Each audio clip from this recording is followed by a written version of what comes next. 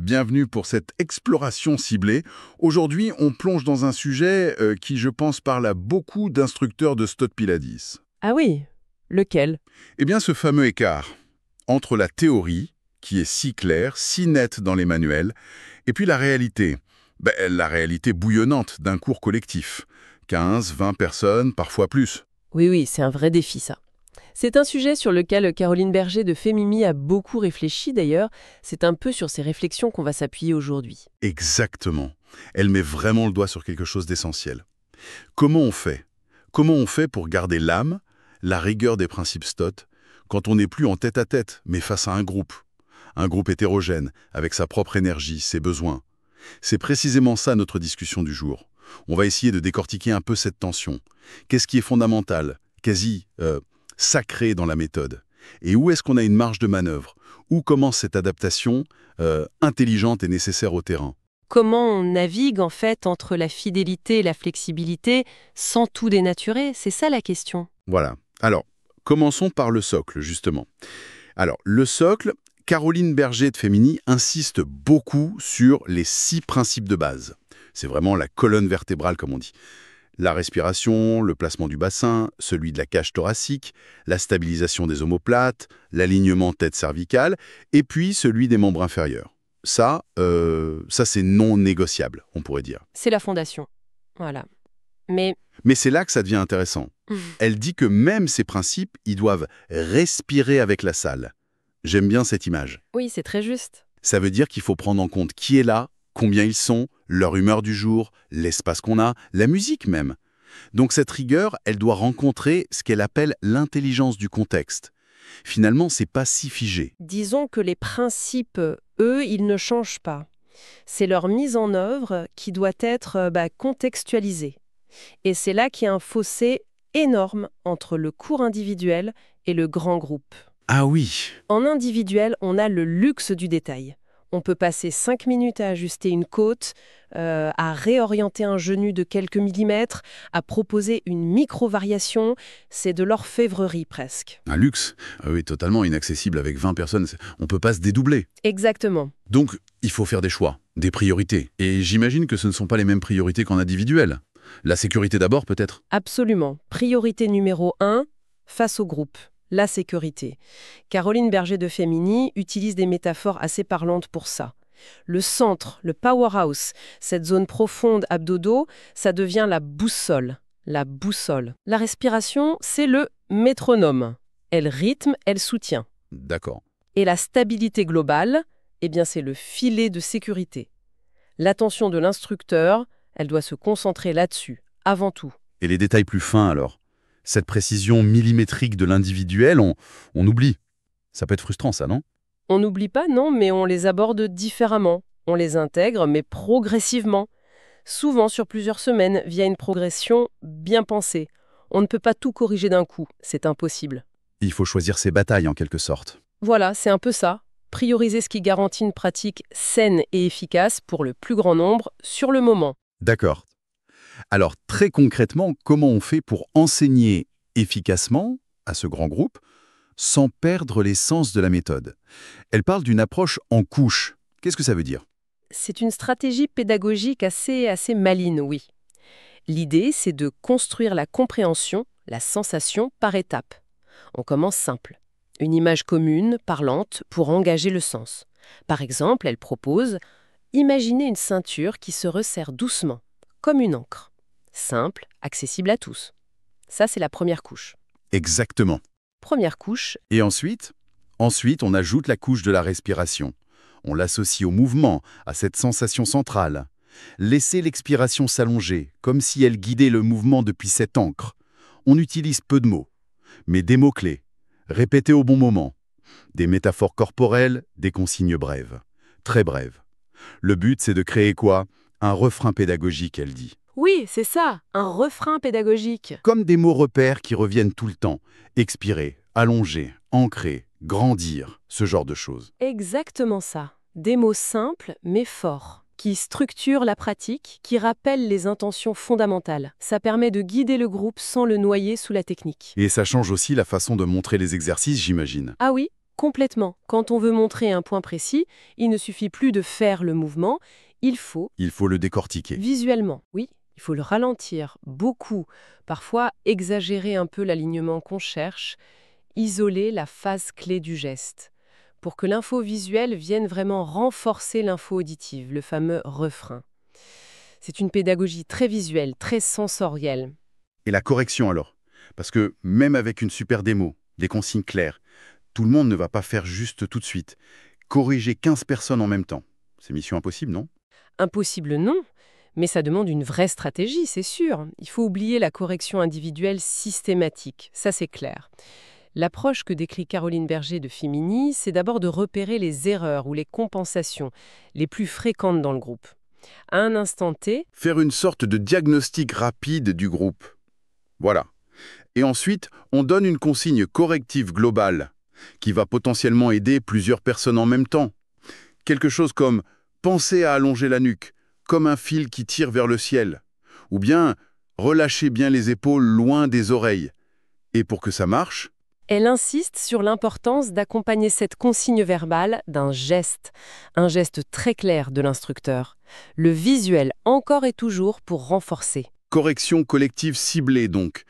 Et l'environnement de la salle, l'espace, ça joue aussi, j'imagine. Bien sûr, l'organisation de l'espace, c'est un outil. Mettre les tapis en demi-cercle ou en quinconce, ça améliore la visibilité. Pour tout le monde. Et puis, il y a l'utilisation très judicieuse des accessoires. Ah ouais?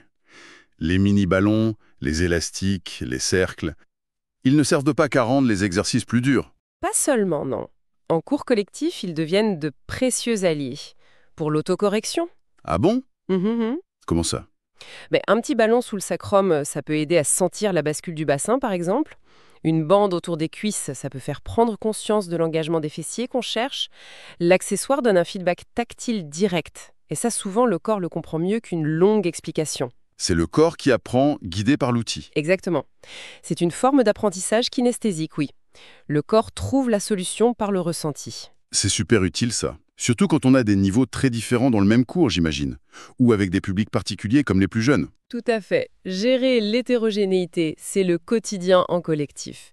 Et la clientèle plus jeune, oui, parfois elle cherche plus le rythme, le challenge. Ça demande une approche un peu adaptée. Mais attention. Oui. L'idée, c'est pas de transformer le pilates en cours de fitness cardio, hein. On reste dans le contrôle, la précision. Bien sûr, bien sûr. Mais alors, comment on capte leur attention? Comment on les motive sans sacrifier les principes? On peut introduire du rythme, oui, mais toujours un rythme contrôlé. Proposer des enchaînements peut-être un peu plus courts, plus variés, une dimension ludique parfois. Caroline Berger de Femini parle de micro-défis. Des micro-défis, c'est-à-dire? Tenir une posture quelques secondes de plus, mais en contrôle. Ralentir une descente au maximum. Chercher la stabilité sur un appui un peu différent. Des petites choses, mais qui challengent et valorisent le progrès. Et surtout, leur rappeler pourquoi ils font ça, au-delà du défi physique immédiat. Exactement. Leur rappeler constamment les bénéfices plus profonds. La conscience du corps, la posture, la force du centre qui sert partout, dans le sport, dans la vie. Et une petite astuce pour calmer un peu l'esprit de compétition. Ah oui, C'est d'encourager l'auto-évaluation. Sur une échelle de 1 à 10, comment vous évaluez votre stabilité là, maintenant? Ça ramène chacun à sa propre expérience, à son propre cheminement. ce parcours individuel au sein du collectif. C'est ça la clé pour gérer les différents niveaux aussi, j'imagine. Comment on fait cohabiter un débutant et un avancé sur le même exercice sans que l'un s'ennuie et l'autre soit perdu, ou pire, en danger? La solution qu'elle propose est assez élégante, je trouve. C'est d'offrir systématiquement, ou presque, plusieurs options pour un même exercice. Souvent 3 niveaux. 3 niveaux. Une option de base, très axée sur la qualité, les fondamentaux. Une option intermédiaire qui ajoute de l'amplitude, de la coordination, un peu de charge peut-être. Et puis une option avancée, pour ceux qui maîtrisent bien et cherchent plus de défis. Mais le point important, c'est que ce n'est pas figé, c'est ça, hein. On n'est pas étiqueté, débutant ou avancé pour tout le cours. Non, absolument pas. C'est un continuum fluide, c'est ça qui est clé.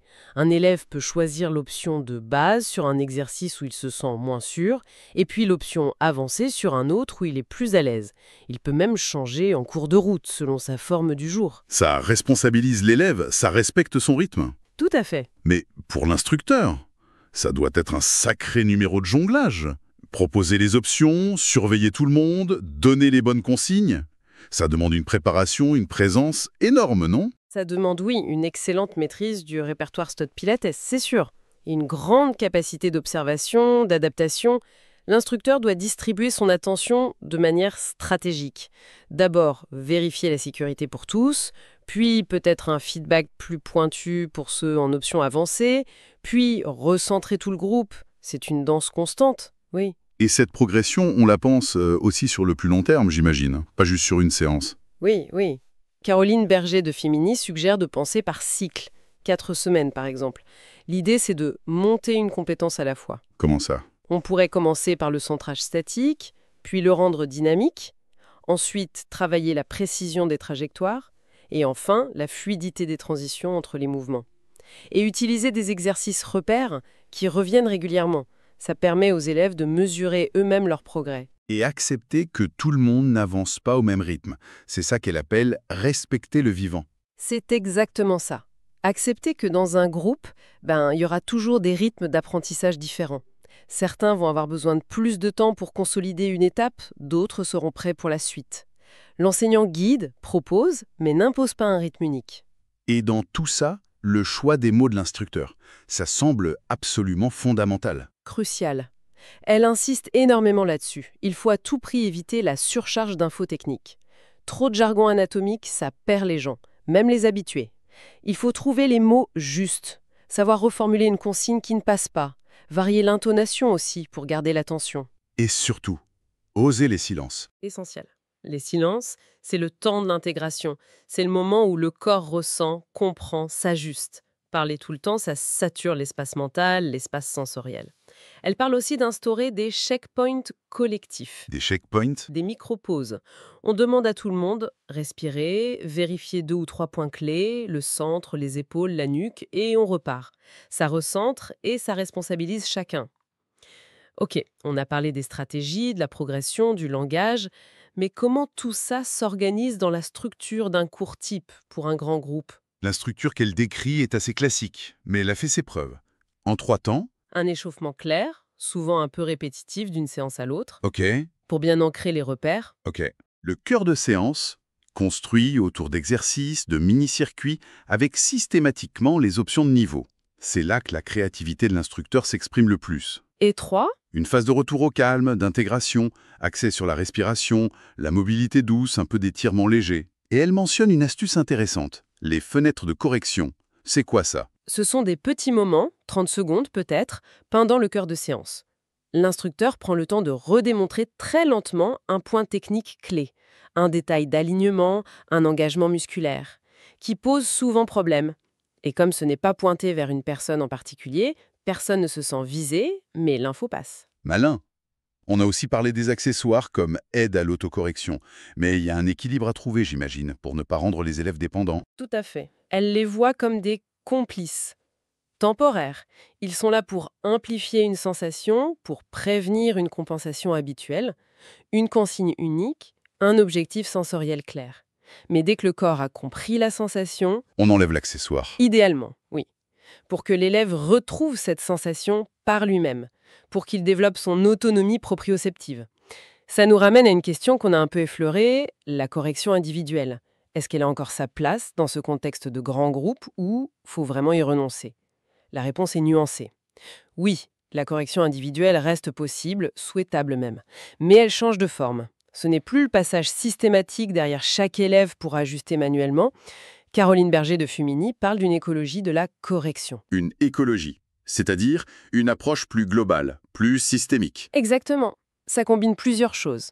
Les consignes collectives ciblées, dont on a parlé, les micro-ajustements tactiles, très rapides, sur les points prioritaires, sécurité, principe clé, l'incitation constante à l'auto-évaluation guidée, comment sentez-vous votre dos là, d'accord, l'encouragement à l'entraide bienveillante entre élèves, sur des points précis, observez si votre voisin maintient bien, et puis, pourquoi pas, l'utilisation discrète de la technologie. La technologie? Des miroirs, des vidéos. Ça ne risque pas de casser un peu l'ambiance ou de détourner l'attention de la sensation interne? C'est un risque, oui.